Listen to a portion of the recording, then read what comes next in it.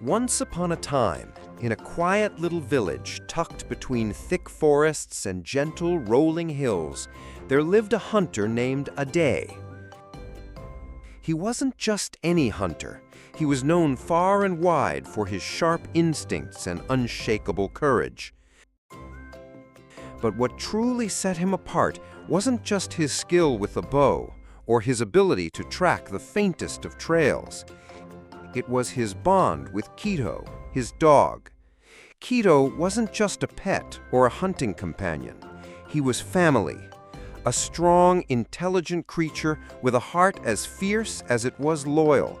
Kito had become more than a protector. He was a friend, a guardian, and most importantly, a devoted caretaker to Aday's infant son. The way Kito watched over that baby, you'd think the child was his own. One crisp morning, as the sun peeked over the hills and the air carried the faint scent of pine, Aday prepared for a hunting trip with his fellow villagers. He strapped on his quiver, checked his arrows, and glanced over at Kito, who sat patiently by the baby's cradle. "Watch over him," Aday said, his voice steady but soft. "Keep him safe."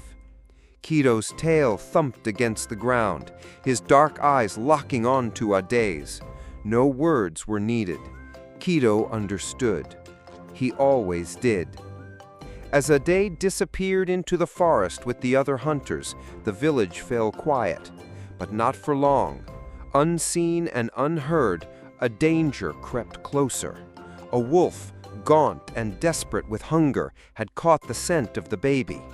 Its ribs pressed against its thin fur, and its yellow eyes burned with a feral desperation. It moved like a shadow, silent and deadly, toward the hunter's tent. Kito sensed it before he saw it. His ears twitched, and a low growl rumbled in his chest.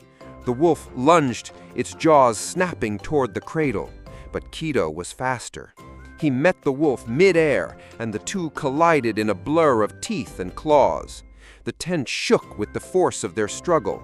Furniture toppled, and the cradle tipped over, spilling the baby onto the soft floor. The child, wrapped in a loose cloth, let out a muffled cry, but Kito didn't falter.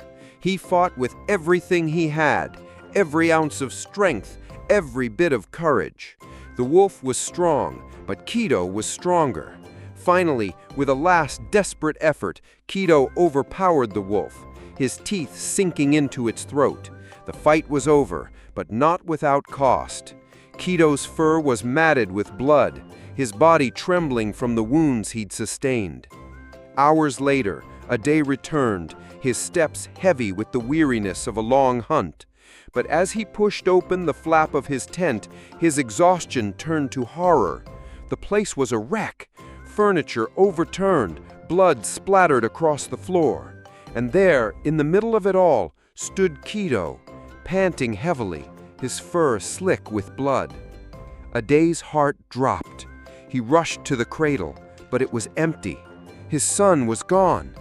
Panic surged through him, hot and blinding. His eyes darted back to Kito, whose mouth was stained with blood. A terrible thought took hold, a thought so awful it made his stomach churn. Had Kito, his most loyal companion, turned on his own? Had he couldn't finish the thought. His hands shook as he reached for his gun. Without thinking, without waiting, he pulled the trigger. The shot echoed through the tent. Kito let out a soft whimper, his body crumpling to the ground.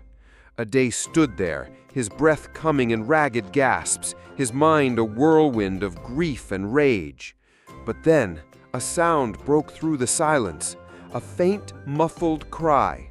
Aday's heart stopped.